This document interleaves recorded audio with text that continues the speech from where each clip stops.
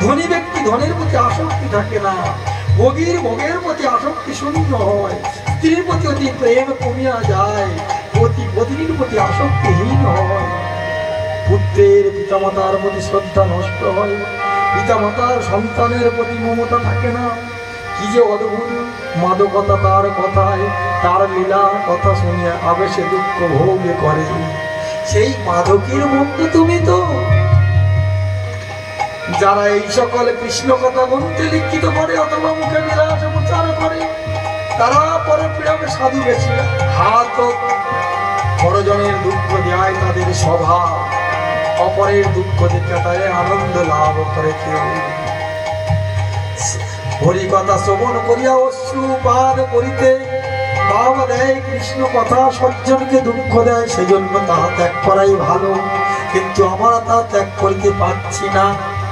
ওই কথা আমাদের দুঃখ দিচ্ছে, তবু আমি ত্যাগ করতে পারছি না। আমাদের বড় সাপ ওই কৃষ্ণ কথাকে ত্যাগ করতে চায়। বিষাপ্রতে বিলিত তার বর্ষ বিষ দেয় মনোমৃতুল্য, জ্বালার অমৃত বলিতে দেয় না, তাপ জ্বালাকে চিরস্থায়ী করিয়া রাখে। ওরে ভাণ্ডের মন্ত্রী, অন্য কথা কহ মুখে শুনি মই পাই সুখে, না কইও কৃষ্ণ বর্ণ।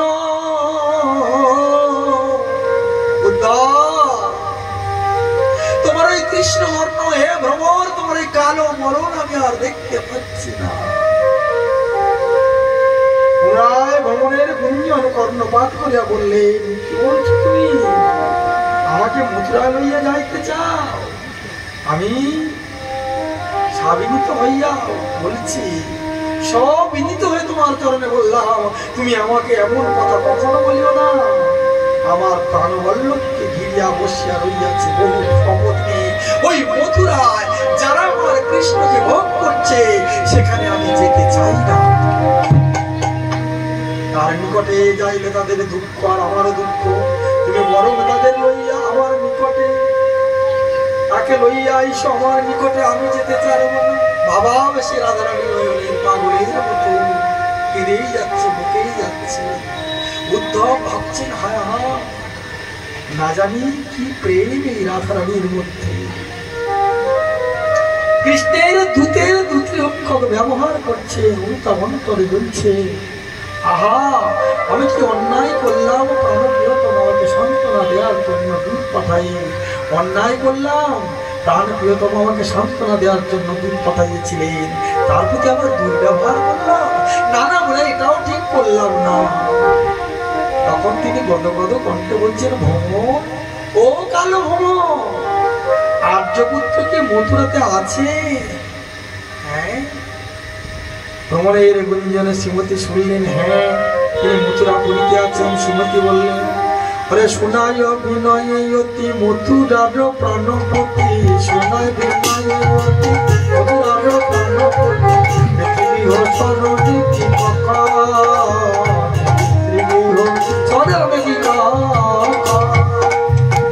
বললেন, শুনো বিনয় অতি মথুরার প্রাণপতি, পিতৃগৃহ কি স্মরণে কি কখন, পিতার গৃহের কথা কি কখনো মনে পড়ে? আবার বললেন, গোপগণ পড়ে মনে তিনি বসে বৃন্দাবনে, গোপগণ পড়ে মনে তিনি বসে বৃন্দাবনে, গোপগণ পড়ে মনে এই দিব্য বৃন্দাবনে, গোপগণ পড়ে মনে এই দিব্য বৃন্দাবনে, পড়ে মনে যত কলি পড়ে মনে যত কলি। আবার মোর চির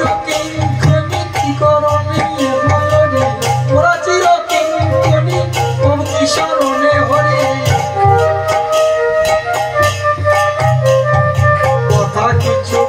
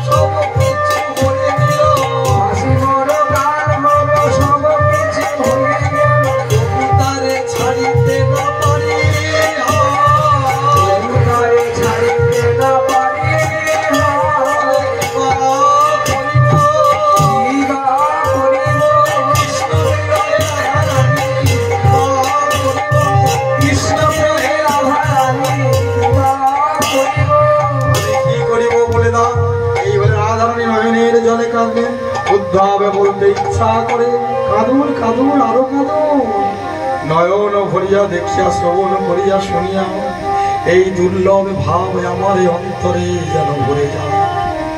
রাধারানীর ওই ভাব রেখে উদ্ধব বললেন আরো কাঁদুন। মনে মনে করছেন কেন? আমার যে অহংকার ছিল, আমার মতো এমন বড় সাধক আর নেই। বৃন্দাবনের এই গোপীদের দেখে মনে হচ্ছে হায় হায়, তুচ্ছ আমার ভালোবাসা, এই গোয়ালীদের ভালোবাসার কাছে আমার ভালোবাসার কোনো মূল্য নেই। কয়েকদিনের জন্য এসেছিল বৃন্দাবনের উদ্ধব, আজ গোপীদের চরণতলে বসে তিনি বহুদিন কাটিয়ে গেলেন এই বৃন্দাবনে। সংসারের যত প্রকারের সাধনা রইয়াছে, সকল সাধনার চরম লক্ষ্য হল কৃষ্ণ ভক্তি। যেমন করিয়া কৃষ্ণকে ভালোবাসিতে হয়, ভাবময়ী আপনার জগতে প্রকটিত হইয়া নিজে ইন্দ্র তার চরণের দ্বারা তার প্রচার করিতেছে। ব্রজে রইয়াছে তার তিলক ধন্য, আপনার আছে বলিয়া ব্রজ ধন্য। শাস্ত্র ত্যাগ ধর্মের বহু কথা বলছে, সর্বধর্মান পরিত্যাজ্য মামেকং শরণং ব্রজ। এই মূর্তির অপূর্ব মূর্তি আপনার। গোপীগণ বললেন শোনো উদ্ধব, এই বিরহের মধ্যে তাকে প্রাপ্ত হলে যে আমরা সুখী হব, এই কথা কিন্তু সঠিক নয়। তুমি ভেবো না আমরা কৃষ্ণের জন্য কাঁদছি বলে কৃষ্ণ হলে আমরা সুখী হয়ে যাব না। এ অপেক্ষা কোটি গুণ মূল্যবান সংবাদ আমাদের নিকটে তিনি সুখে আছে। কবিগণ বললেন আমরা কাঁদছি বলে খবরদার ভেবো না গোবিন্দের আমরা সুখী হয়ে যাব আমাদের কাছে। আমাদের সুখ করতেছে, তার দুঃখ করতে হবে না। সে সুখী আছে, ভালো আছে, তো এটাই আমাদের সুখ। আমরা কিনে নয়নে জলে সিক্ত হয়ে যাই, তাতে কোনো দুঃখ নাই। বৃন্দাবন হইতে মথুরা যাইবার সময় তিনি বলিয়া গিয়েছিলেন, কংস নিধন করিয়া যদুগণকে সুখ সম্পাদন করিয়া বৃন্দাবনে ফিরে আসো। এখন তাদের সুব্যবস্থা হয়েছে নিশ্চয় নিরুদ্বিগ্ন, তাই বার্তায় আমাদের নিকটে পরম সুখকর। একজন গোপী বললেন উদ্ধব, কৃষ্ণ যখন বুঝেছিলেন তখন তিনি আমাদের সহিত এই প্রীতিপূর্ণ ব্যবহার করতেন, তখন কি তিনি মথুরাবাসীর সহিত এইরূপ প্রীতিপূর্ণ ব্যবহার করেন? আর একজন গোপীগণ বললেন কৃষ্ণ আমাদের ত্যাগ করিয়া গিয়াছেন, এতদিন পরেও কি তার বুঝে আসিবার সময় হইল না? তা না হোক, তিনি আমাদের স্মৃতি কুটুক তার মন হইতে মুছিয়া ফেলিয়াছে। পুরুষ আদি ঘৃণ্যের সহিত কথা প্রসঙ্গ কখনো কি আতর্কিত ভাবে আমাদের নাম দোষ গুণের কথা বলিয়া থাকে। অপর কবি বললেন আমরা গ্রাম্য পশু বালিকা, মথুরার রাজ নগরী তারা হলো রানী। আমাদের গোয়ালিনীর এই দুগ্ধ দহন করা হাতের ভালোবাসা সেবা কি তার ভালো লাগতে পারে? রাজ রমণীর সেবাতে অদ্ভুত হয়ে গেছে। আর এক কবি বললেন অহ কি ভুলিয়া গিয়াছেন সেই যমুনার কুলে শারদ জ্যোৎস্নার পালবিত পরিপ্লাবিত রাসের রজনীর কথা, তা কি অসম্ভব? এই সকল বলতে বলতে গোপীগণের মধ্যে একটু দৈন্য ভাবের উদয় হলো। তা উদ্ধবকে প্রভু সম্বোধন করে বসলেন, হে প্রভুদা, আপনি অনেকবার কৃষ্ণের ঈশ্বরত্ব সম্বন্ধে বলেছেন, কিন্তু আমরা কৃষ্ণকে কিছুতে ঈশ্বর বলিয়া মানিতে পারি না। তিনি বৃন্দাবনে নন্দের মন্দার মজনার গোপীনাথ, ইয়া ব্যতীত আর কোনো ভাবেই তাকে আমরা ভাবিতে পারি না। কৃষ্ণ ভগবান, একথা যদি আমরা বিশ্বাস করতে পারিতাম, তাহলে এই তীব্র বিরহ বেদনা দূর করে আমরা বৃন্দাবনে থাকতাম। ভগবান রইয়াছে, অস্বীকার করল না, তিনি সর্বজ্ঞ সর্বশক্তিমান। তিনি যদি সর্বজ্ঞ হন তাহলে জানিতে পারিতেছেন আমাদের অন্তরের বেদনা। তিনি সর্বশক্তিমান হলেন, যে কোনো মুহূর্তে বুঝে আসিয়া দেখা নিতে পারতেন। সর্বশক্তিমানের ক্ষেত্রে কোনো কিছু অসম্ভব নয়। তিনি যদি সর্বত্র বিরাজমান হন, তাহলে একই সময়ে মথুরায় বৃন্দাবনে থাকতে পারতেন, তখন আমরা বিরহ তাপে দগ্ধ হতাম না। কাজেই আমাদের কৃষ্ণ কিছুতেই ভগবান হইতে পারে না। উদ্ধব গোপীদের কথা শ্রবণ করছেন, বিচারপূর্ণ যুক্তির দ্বারা, বেদনাপূর্ণ গতির দ্বারা কৃষ্ণের ঈশ্বর খণ্ডন করছেন। কেউ কখনো শ্রবণ করে না এই কথা।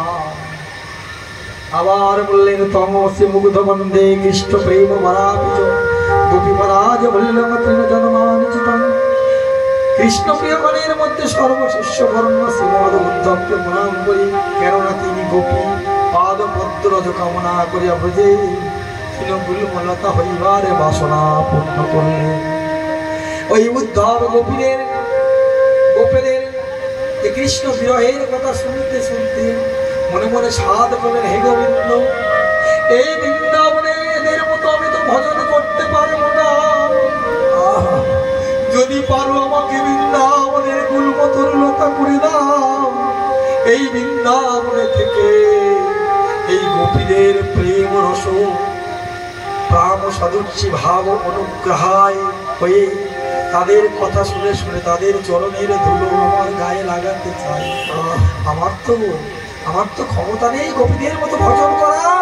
আমাকে তৃণগুলমলতা করে দাও, তারপর দিয়ে গোপীরা হেঁটে যাবে, তাদের গোপীদের চরণের ধুলে যেন আমার গায়ে লেগে আমি ধন্য হয়ে যায়।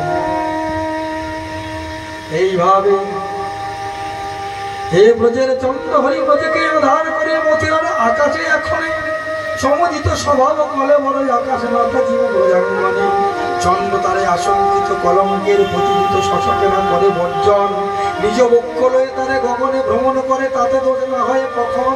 তেমনি আমাদের তব আশঙ্কিত বক্ষে রাখিলে না হইলে কলঙ্ক। তাই কই তব প্রতি শুনহে মথুরাপতি, আমাদিকে না করো ত্রিবঙ্গ। উদ্ধব জিজ্ঞাসা করলেন, আপনারা প্রাণবল্লভকে একবার বুঝে আসবার জন্য কি অনুরোধ করবো? উত্তর শ্রীমতী বললেন, না, খবরদার না। যতদিন পর্যন্ত তিনি নিশ্চিত না হয়ে আসতে পারে ততদিন তারা না আসায় ভালো। আমরা শুধু তাকেই পাইলে খুশি হব না, তার বদলে হাসি দেখলে সুখী নয়। অনন্ত সকলের নিকটে বিজয় মিলে উদ্ধব এই যখন আসবে যেন আমাদের মতো হয়ে চিরদিনের জন্য আমাদের কাছে যদি আসতে পারে তবেই আসতে বলবো, নতুবা যেন না আসে। কৃষ্ণ কাহার পুত্র নয়, স্বয়ং ভগবান।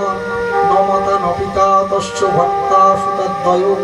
নন্দ মহারাজ সেই কথা কিছুতেই যজ্ঞবদ্ধ করিতে পারলেন না। বিদায়কালে কি যেন মনে করিয়া উদ্ধবকে বললেন, হে উদ্ধব, তবু মতে কৃষ্ণ ঈশ্বর যাতে তা হোক সুনিশ্চয়। তুমি যখন ভগবানকে কৃষ্ণকে ঈশ্বর বলছো, তাই হোক সুনিশ্চয়। তবে সেই কৃষ্ণাকারে পরমেশ্বর করে আমার চিত্তে সমুদয়। বৃত্তি যেন রহে যুক্ত হোক সে আমার পুত্র, কিংবা সে হোক ঈশ্বর। যেন তার প্রতি মনে উদাসীন না কখন, মনোবাক্য যেন নিরন্তর তার নাম সংকীর্তন মোহদেহে সর্বক্ষণ। রত তাকে তাহার সেবায়, আর নিজ কর্ম ফলে জন্ম পাবে যে স্তরে করি শুভ কর্ম সমাদর। যার ফলে রতিমতি তার পদ্মে পদ্মে স্থিতি হয় যেন সদা কর্মক্ষণ। এইমাত্র অভিলাষ আমার ওই অন্তরে বাস, তাকেই রাখিব স্মরণ। শ্রীকৃষ্ণের এই ঐশ্বর্য বুদ্ধি বাসনা বসত তার এই উক্তি নয়। কৃষ্ণ প্রেমের অপূর্ব এক বৈচিত্র্য এই পরম গুরুজনের চিত্তে। সময় সমূহ লোভ জনতি দাস্য ভাবে উদয় হয় বিশেষ তীব্র বিরহের কালে। হে কৃষ্ণ, তোমার এক অদ্ভুত স্বভাব, গুরু সম লোককে করাও দাস্য ভাব। কানের কি কথা ব্রজে নন্দ মহাশয়, সেই কৃষ্ণ পদের অতি মতি যে মগয়। শ্রীকৃষ্ণের নিকটে উদ্ধব ব্রজের কাহিনী একদিন সকল কথা বললেন। নাই বহুদিন ধরিয়া বলছেন, একদিন বলতে বলতে ব্রজের যে প্রেম চেষ্টা দর্শন করলাম, তাহার কোথাও ভক্তের আছে বলিয়া জানি না, বা কাউকে মুখ দেখি না। অপর একদিন উদ্ধব বললেন, বৃন্দাবনে নন্দ মহারাজের যে অনুরাগ, ভাবের যে আবর্ততা শুনে ভিন্ন ভিন্ন অবর্ত বুঝতে পারবে না। আমার ফিরিয়া সময় তিনি বললেন, তোমাদের ঈশ্বর কৃষ্ণ আমার মন বাক্য দেহে যাবতীয় রতি যেন অক্ষুণ্ণ থাকে। আর তোমার মাতা বাৎসল্য স্নেহ গদগদ কণ্ঠে চিত্তের মতো রথের পাশে দাঁড়িয়ে কেবল অশ্রু বর্ষণ করতে লাগলো, কিছুই বললেন না। এই কথা শুনিয়া মাত্র কৃষ্ণ ধৈর্যহীন হইয়া সবার মধ্যে উচ্চ ঈশ্বরে মা যশোদা উদ্ধবের কাছে কথা শুনলেন।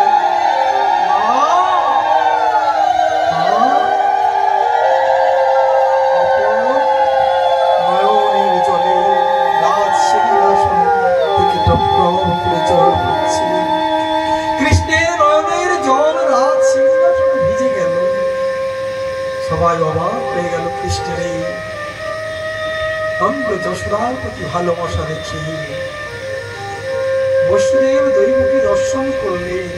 অপর একদিন কৃষ্ণকে মৃত্যুস্থানে পাইয়া উদ্ধব ব্রজসুন্দরী গণের দিব্য অনুমোদন সামান্য আভাস মাত্র প্রকাশ করলেন। শোনো মুরারি, তোমার শ্রীমতীর অবস্থা কি পালনীয়? পাগলিনীর মতো কখনো হাসেন, কখনো কাঁদেন, কখনো ধুলায় অন্ধ গড়াগড়ি দেন, কখনো আবার পোড়াব বকিয়া থাকতে থাকে, বক বক করে। এই কথাটি উদ্ধবের মুখে শুনে মাত্র গোবিন্দ আবার নয়নের জলে খিদে বললেন, হারাধে হারাধে চিত্ত ভ্রমণের চিত্ত মঞ্জুরি। বলতে বলতে বাহ্য জ্ঞান হারাইয়া বললেন কৃষ্ণ। অন্তঃপরে মহাদৃশ্য প্রাপ্ত হইয়া হা ভানুনন্দিনী বলতে বলতে বহি বিনিদ্র রূপসী প্রবাহিত হলেন। দেখতে দেখতে রজনী এসে গেল। রজনী অতিবাহিত করলেন সমস্ত রাত।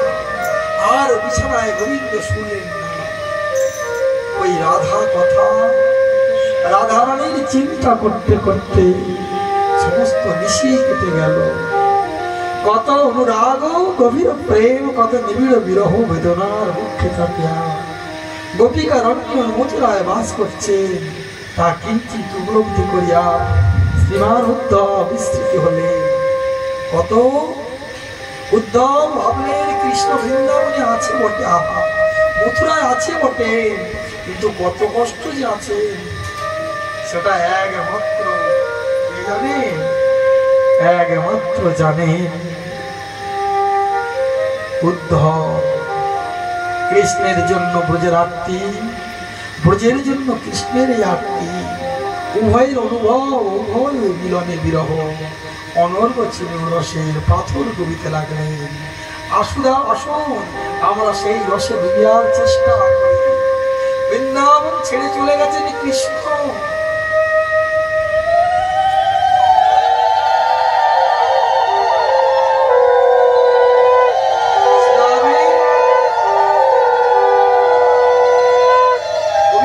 শতবর্ষ কৃষ্ণ ছাড়া হবে, তাই গোবিন্দ আজ বৃন্দাবন ছেড়ে চলে গেছেন বটে, কিন্তু ভাগবতে একটা শ্লোক আছে, নাহং পরিত্যাজ্য বৃন্দাবন, আমি বৃন্দাবন কখনো পরিত্যাগ করি না, বৃন্দাবনে আমি থাকি। তাহলে আজকে কি কৃষ্ণ বৃন্দাবন ছেড়ে যায় না? শাস্ত্রে বললেন না, গিয়েছে। বৃন্দাবন লীলায় দুই কৃষ্ণ এক হয়েছিল। আমরা কাণ্ডকে পরশুদিন শুনেছি। কৃষ্ণের যখন জন্ম হয়েছে নন্দালয়ে, যশোদার করে একটি পুত্র কন্যা আর একটা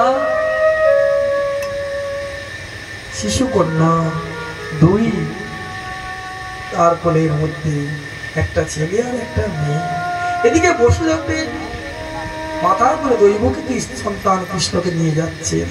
যখন নিয়ে গেলেন দুই কৃষ্ণ দেখে কি করেছিলেন, ভাবছেন হায় হায় একদম একই টপটপাটু, ওটাও যেমন দেখতে এটাও তেমন।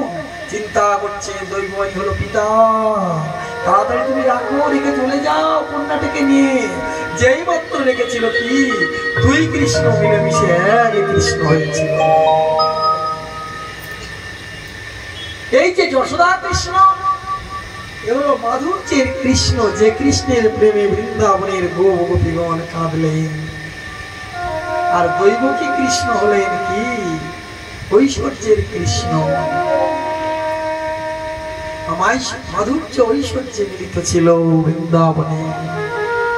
বৃন্দাবন ছেড়ে যেদিন ভগবান চলে গেলেন, ভাগবত যদি মিথ্যা না হয় তাহলে কৃষ্ণ বৃন্দাবন ছেড়ে যায়নি। কৃষ্ণ বৃন্দাবনে রয়ে গেছেন কিভাবে? অনু পরমাণু গোপীদের হৃদয়ের মধ্যে ভগবান রয়ে গেলেন।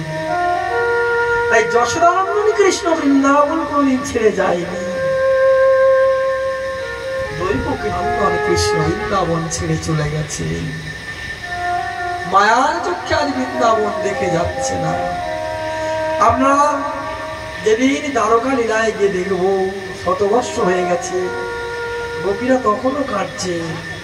এ জগতে কি হয়, কেউ মারা গেলে একদিন দুদিন, কেউ ছেড়ে চলে গেলে পালিয়ে গেলে একদিন দুদিন, তার জন্য দুঃখ 1 মাস 2 মাস 1 বছর 2 বছর।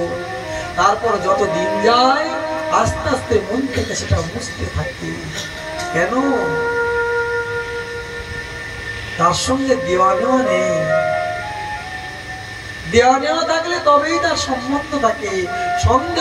সম্বন্ধ বিধেয় যদি না থাকে তাহলে তার সঙ্গে কারোর ভালোবাসাও থাকে না। কৃষ্ণ চলে গেছে সত্য, কিন্তু গোপীরা কৃষ্ণ প্রথম দিন চলে গিয়েছে, সেই যে শোক, সেই যে তাপ, সেই যে জ্বালা, শতবর্ষ পরেও একই তাপ একই জ্বালা। কেন?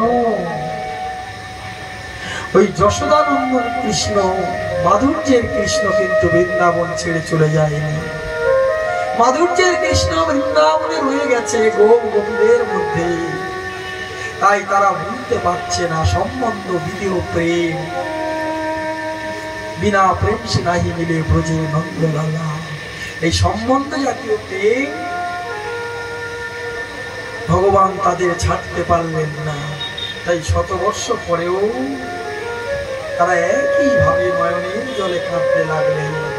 আর কৃষ্ণ মথুরায় গিয়ে আবার নতুন নতুন লীলা করতে শুরু করলেন। উক্ত উদ্ধবের সঙ্গে লইয়া কৃষ্ণ উপজার গিয়ে গমন করলেন। মূর্খ রমণী তার নিকট প্রার্থনা কি করলেন? বললেন,